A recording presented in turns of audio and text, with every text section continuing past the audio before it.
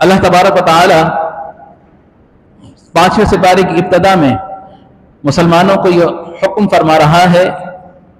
کہ والمحصنات من النساء، اور شوہر والی عورتیں حرام کی گئی ہیں، یعنی کہ جو عقد نکاح میں پہلے سے کسی کے ہیں تو وہ عورتیں حرام ہیں، الا ما ملکت ایمانکم، مگر وہ جو تمہاری دائیں ہاتھ کی ملکیت میں ہو، یعنی وہ جو جنگ میں کی صورت میں قیدی بنا کر مسلمانوں کے پاس مال غنیمت کے ساتھ اگر وہ عورتیں آ جائیں جو کفار کی ہوں، جو کافر ہوں، تو وہ مال غنیمت، وہ لونڈیاں تصور کی جائیں گی، وہ تمہارے لیے حلال ہیں۔ اب اس سے پہلی آیت میں وہ ان عورتوں کا ذکر کیا جا رہا تھا کہ جن سے نکاح جو ہے وہ حرام تھا قطعی طور پر، اور میں نے پہلے عرض کی تھی کہ وہ 7 قسم کی عورتیں ہیں، نسبی طور پر 7 قسم کی عورتیں ہیں، رضاعی طور پر، اور اس کے بعد پھر مزید 6 قسم کی عورتیں ہیں جن سے قطعی طور پر نکاح حرام تھا، جن سے نکاح نہیں ہو سکتا۔ یہاں پر ان عورتوں کا ذکر کیا جا رہا ہے کہ جن عورتوں کے ساتھ وقتی طور پر یا کسی کنڈیشن کے وجہ سے نکاح وقتی طور پر حرام ہے، لیکن بعد میں ان سے نکاح کیا جا سکتا ہے۔ کس طرح کہ اگر مرد کو تو 4 شادیوں کی 4 نکاح کی اجازت ہے کہ ایک وقت میں 4 نکاح کر سکتا ہے، لیکن کسی عورت کو ایک نکاح پر دوسرا نکاح کرنے کی اجازت نہیں ہے۔ اس کی وجہ کیا ہے کہ نسب میں بگاڑ پیدا ہو جائے گا، آپ کی جو اولاد کا جو سلسلہ ہے وہ عورت سے چل رہا ہے، اس کے جسم سے چل رہا ہے، اور جب ایک عورت اگر 2 یا 2 سے زائد نکاح میں اگر منسلک ہوگی تو پھر نسب میں بگاڑ ہوگا، پتہ نہیں چلے گا کہ کس کی اولاد ہے یا کس کی اولاد ہے۔ تو لہذا اس بگاڑ سے بچنے کے لیے اللہ تبارک و تعالی نے عورت کو ایک نکاح پر دوسرے نکاح میں کے جانے کے لیے حرام قرار دے دیا اس وجہ سے۔ لیکن کیا وہ ہمیشہ کے لیے حرام ہو گئی کسی دوسرے مرد پر؟ ایسا نہیں ہے۔ تو وہ عورت جو اگر کسی کے نکاح میں ہے، جو شادی شدہ ہے، وہ دوسرا نکاح نہیں کر سکتی، لیکن اگر اس کا شوہر سابقہ اس کو طلاق دے دے یا اس کا شوہر اگر انتقال کر جائے تو پھر اللہ تبارک و تعالی نے اس کی بھی مدت، اس کی بھی ایک کنڈیشن رکھتی ہے کہ جو متعلقہ عورت ہے وہ 3 مہینے، اور جس کا شوہر انتقال کر چکا ہے، جس کا شوہر مر گیا ہے، اس کے لیے عدت، اس کے لیے جو گنتی کے دن ہیں جو اس کو پورے کرنے ہیں نئے نکاح کے لیے، یا اس کے سے نکلنے کے لیے، عدت سے نکلنے کے لیے، وہ کتنے ہیں؟ 4 مہینے 10 دن۔ کہ ایک ایسی عورت جو کسی وقت نکاح کے اندر ہے، دوسرا نکاح نہیں کر سکتی، دوسرے مرد پر حرام ہے، لیکن اگر اس عورت کے خاوند کا انتقال ہو جائے یا چھوڑ دے، اس کو طلاق دے، تو پھر اس کی کنڈیشن ہے کہ 3 مہینے یا پھر 4 مہینے 10 دن کے لیے وہ دوسرا نکاح نہیں کر سکتی۔ اب اس گنتی کے بعد کیا ہوگا کہ وہ دوسرے مرد پر حلال ہو جائے گی، اب چاہے تو وہ دوسرا نکاح کر سکتی ہے۔ تو یہاں پر ان عورتوں کا ذکر ہے کہ جو کنڈیشنلی جن پر نکاح جو ہے وقتی طور پر حرام ہو لیکن بعد میں حلال کر دیا ہو۔ اسی طرح پہلے بھی عرض کی تھی کہ مرد پر وہ جو 7 نسبی عورتیں یا رضاعی عورتیں ہیں، یا کچھ جو پچھلی آیت میں 4 سپارے کے آخر میں بیان کر دی گئی، ان کے علاوہ جتنی عورتیں ہیں وہ حلال ہیں۔ لیکن کیا شریعت نے جب ایک قانون بنا دیا کہ ایک وقت میں مرد 4 نکاح کر سکتا ہے، تو اب میں آپ سے پوچھتا ہوں کہ وہ عورت جو نکاح پر مرد پر حرام نہیں ہے، حلال ہے، کہ اب وہ 5ویں نکاح کی صورت میں حلال ہو سکتی ہے؟ جواب آئے گا نہیں، کیونکہ شریعت نے مقید کر دیا کہ مرد 4 نکاح کر سکتا ہے، 4 کے بعد 5ویں عورت نکاح میں نہیں لا سکتا، یہ حرام ہے، یہ اللہ نے قانون بنا دیا، اللہ نے قانون بنا دیا۔ لیکن اگر کسی وجہ سے اس کی جو پہلی بیوی ہے اس کا انتقال ہو جاتا ہے، یا شوہر اپنی پہلی بیوی یا دوسری کسی کو بھی طلاق دے دیتا ہے، تو اب کیا ہوگا کہ اس کے نکاح میں 3 عورتیں رہ جائیں گی، کہ اب اس کو اجازت ہے چاہے تو وہ 4تھی شادی نکاح کر لے۔ تو اس سے معلوم ہوا کہ وقتی طور پر جو عورتیں حرام تھی، کنڈیشن کے بعد وہ عورتیں حلال ہو گئیں، کہ اگر 3 رہ گئی تو 4تھا نکاح کر سکتا ہے. اب اس کو اجازت ہے کہ چاہے تو وہ اس کو اپنے نکاح میں لے لے, تو وہ عورت بھی اس کے لیے حلال ہو گئی. اسی طرح پہلے بیان کیا گیا تھا کہ ایک وقت میں اگر کسی نے خالہ کے ساتھ نکاح کیا ہوا ہے تو جس طرح ایک وقت میں 2 بہنیں نکاح میں نہیں ہو سکتی, اسی طرح خالہ کے ساتھ بھانجی بھی نکاح میں نہیں ہو سکتی, وہ بھی حرام. لیکن پہلی بہن کا انتقال ہو جائے تو دوسری بہن سے شادی کر سکتا ہے. حضرت عثمان غنی ذو النورین رضی اللہ تعالی عنہ, ذو النورین نور کا لقب کیوں ملا کہ آقا علیہ الصلوۃ والسلام کی 2 صاحبزادیاں یکے بعد دیگرے, بیک وقت نہیں, یکے بعد دیگرے آپ کے نکاح میں تھیں, تو اس لیے آپ کو 2 نور کا خطاب ملا کہ نور رحمت صلی اللہ تعالی علیہ وسلم کے جسم اطہر کے 2 ٹکڑے حضرت عثمان غنی رضی اللہ تعالی عنہ کے عقد نکاح میں تھے, تو اللہ تبارک و تعالی نے ان کو ذو النورین کا لقب عطا فرما دیا. اسی طرح خالہ اگر نکاح میں ہے تو بھانجی کے ساتھ نکاح نہیں ہو سکتا. ہاں اگر خالہ کو چھوڑ دے یا انتقال ہو جائے تو عدت پوری کرنے کے بعد اب بھانجی سے نکاح کر سکتا ہے, یا بھانجی سے پہلے نکاح میں ہے تو خالہ کے بعد میں نکاح کر سکتا ہے. اسی طرح اگر پھوپھی نکاح میں ہے تو بھتیجے کے ساتھ بیک وقت نکاح میں نہیں رکھ سکتا. پھوپھی کا انتقال ہو جائے تو بعد میں جو ہے بھتیجی سے نکاح کر سکتا ہے. تو یہ وہ کنڈیشنز ہیں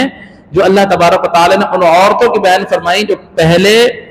حرام تھی وقتی طور پر کسی کنڈیشن کی وجہ سے, لیکن اگر وہ کنڈیشن ہٹ گئی تو بعد میں ان کو اللہ تبارک و تعالی نے مرد کے نکاح کے لیے حلال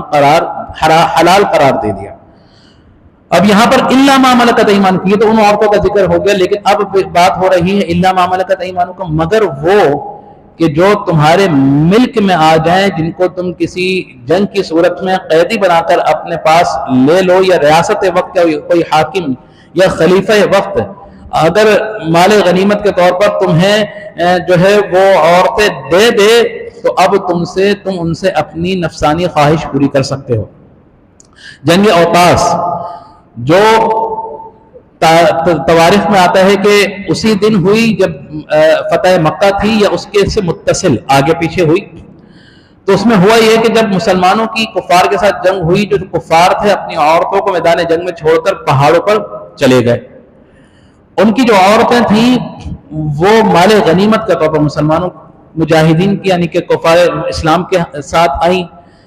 تب اس میں یہ ہوا کہ وہ عورتیں, ان میں عورتیں ایسی بھی تھیں جو پہلے سے کفار کے ساتھ شادی میں تھیں یا نکاح میں تھیں, یا ان کے ساتھ ان کی زوجیت میں تھیں. تو اب یہ ہوا کہ بھائی ان سے ہم بستری کر سکتے ہیں یا نہیں کر سکتے. تو آقا علیہ الصلوۃ والسلام نے فرمایا کہ وہ عورتیں جو کافر ہوں اور وہ اپنے مردوں سے جدا ہو جائیں اور ملک کی حدود تقسیم ہو جائے یعنی کہ تبدیل ہو جائے, وہ ان کے جو مرد ہیں وہ دار الحرب میں رہ جائیں اور عورتیں دار الاسلام میں آ جائیں, تو اب ان کے جو نکاح ہے وہ ٹوٹ گئے.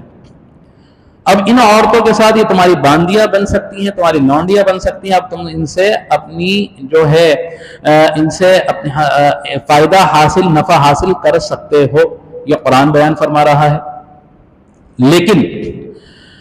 اسلام کا بہترین طریقہ دیکھیں, اگر یہ جتنی بھی پہلے کیونکہ جنگیں ہوتی تھیں, اب تو یہ کانسیپٹ نہیں ہے. پہلے تواتر کے ساتھ اور بڑی مقدار میں بڑی تعداد میں جو ہے غلام یا باندیاں آیا کرتی تھیں. اگر کوئی ایسی ریاست ہو جس کے پاس کوئی مناسب انتظام نہ ہو تو پھر ان کا انتظام سنبھالنا بڑا مشکل ہوتا تھا.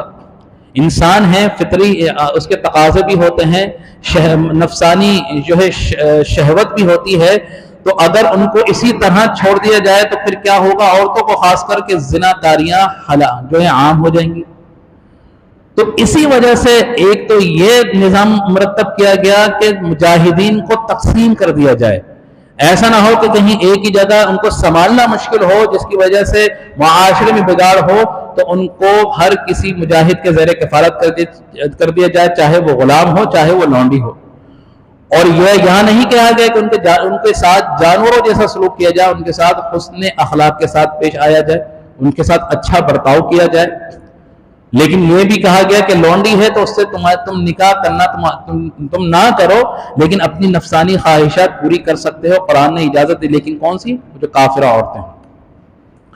اب یہاں پر یہ اجازت دے دی گئی، تو لہٰذا جنگ اوطاس جو تھی، آقا علیہ الصلوۃ والسلام نے جو خدشات مسلمانوں کے ذہنوں میں تھے ان کو دور فرمایا اور فرما دیا کہ کیونکہ وہ ان کے شوہر دار حرب میں رہ گئے، اب یہ دار اسلام میں آ گئیں تو ان کے پرانے نکاح فسخ ہو گئے، ٹوٹ گئے، جو شادیاں تھیں وہ ختم ہو گئیں، اب تم ان سے اپنی نفسانی منفعت فائدہ حاصل کر سکتے ہو۔ یہ ایک اجازت، کنڈیشن یہ مل گئی۔ کتاب اللہ علیکم، کتاب اللہ علیکم، یہ اللہ تبارک و تعالی نے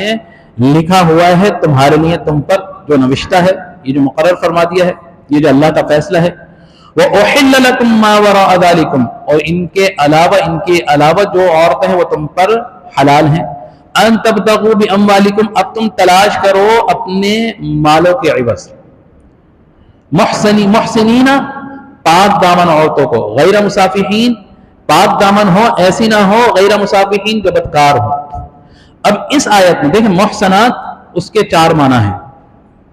محسنات کا مطلب ہے عورتیں، لیکن 4 معنی ہیں۔ کس طرح؟ اس کا معنی یہ بھی ہے کہ مسلمان عورت، دوسرا معنی ہے آزاد عورت، تیسرا معنی ہے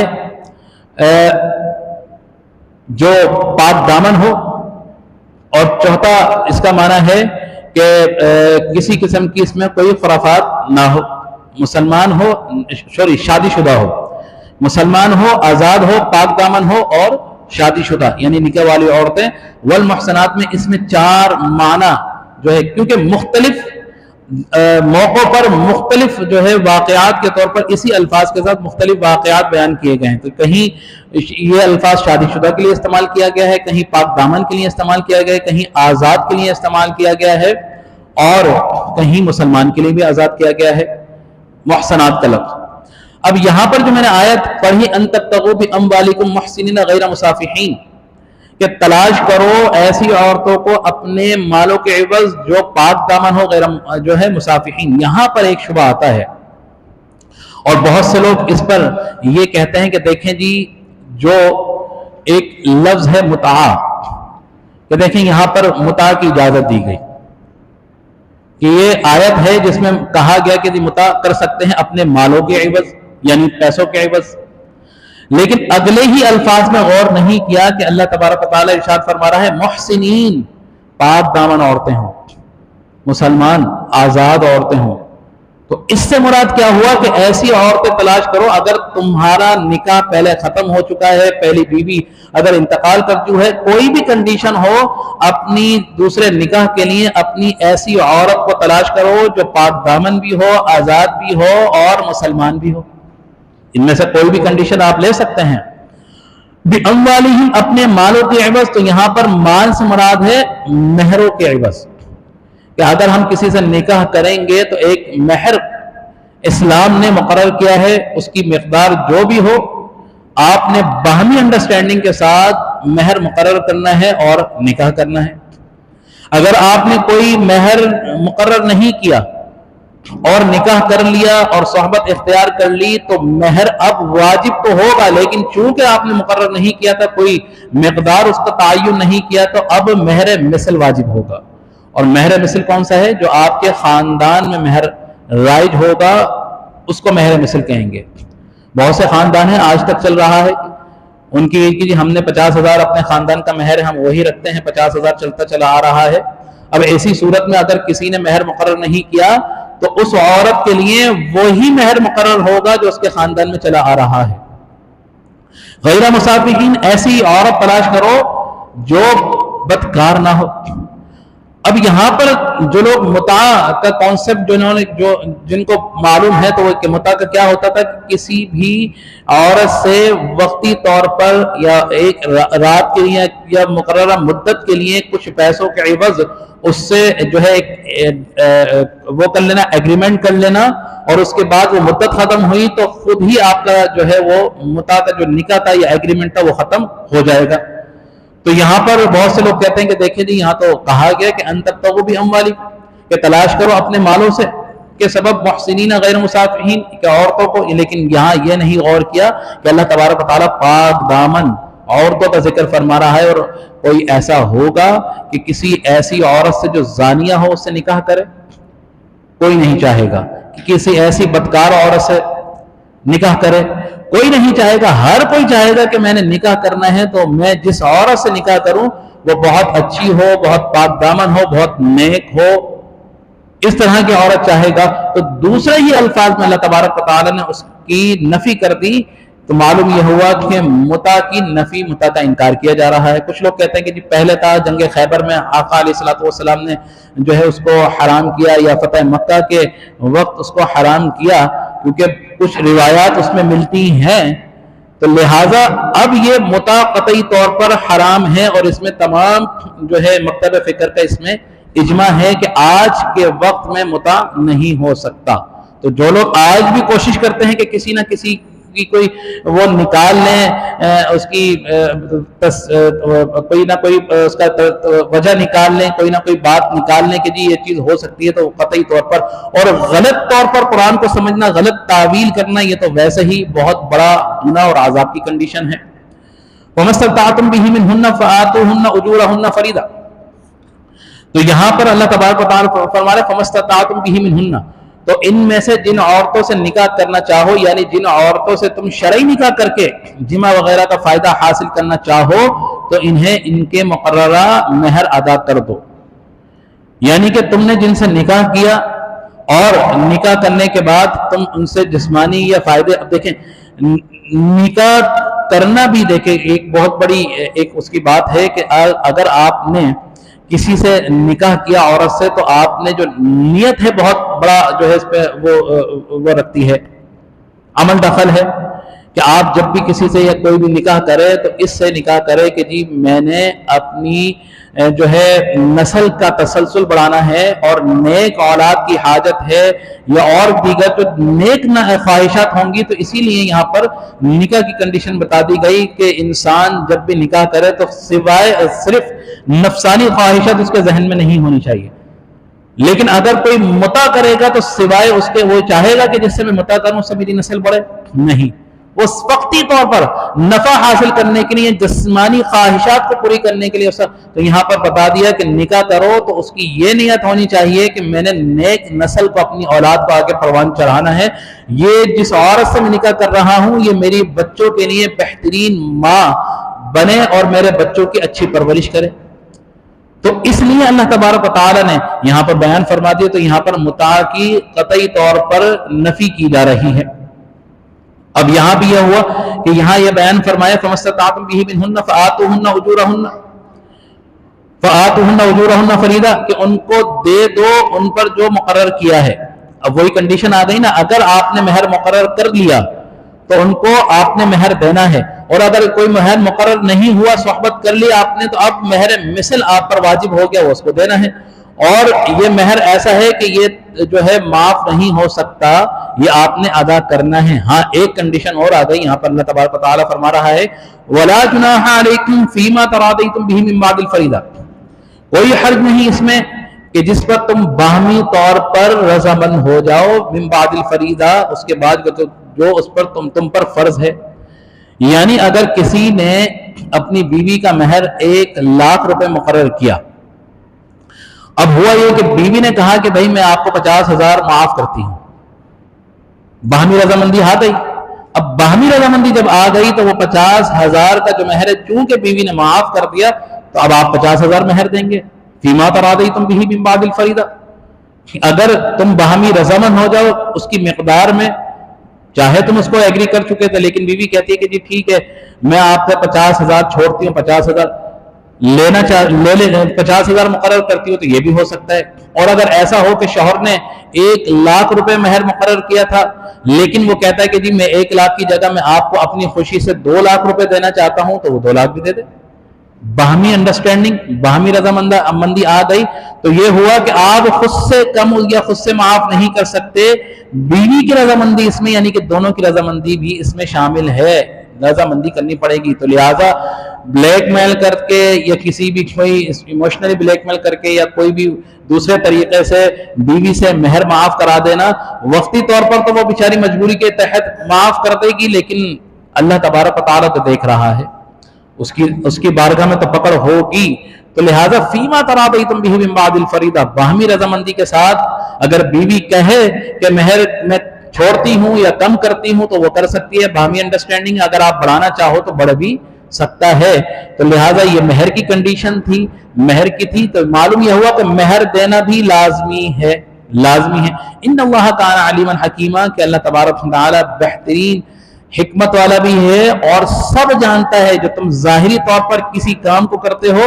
یا باطنی طور پر تمہارے دل میں کسی چیز کا ارادہ بھی جاگتا ہے, تو اللہ تبارک و تعالیٰ تمہارے دلوں کے حالوں کو بھی جانتا ہے. تو یاد رکھنا کہ جس نے بروز محشر تمہارا حساب کرنا ہے وہ تو تمہارے دلوں کے حالوں سے بھی واقف ہے, تم اس سے نہیں بچ سکتے. تو اگر ہم وقتی طور پر ظاہری طور پر کسی کو نقصان دے رہے ہیں, دھوکے میں رکھ رہے ہیں, تو وہ اس کو نہیں دھوکے میں رکھ رہے, وہ فقط ہم اپنے آپ کو, اپنی ذات کو دھوکے میں رکھ رہے ہیں. تو اللہ تبارک و تعالیٰ سے دعا ہے کہ ہم نے جو بھی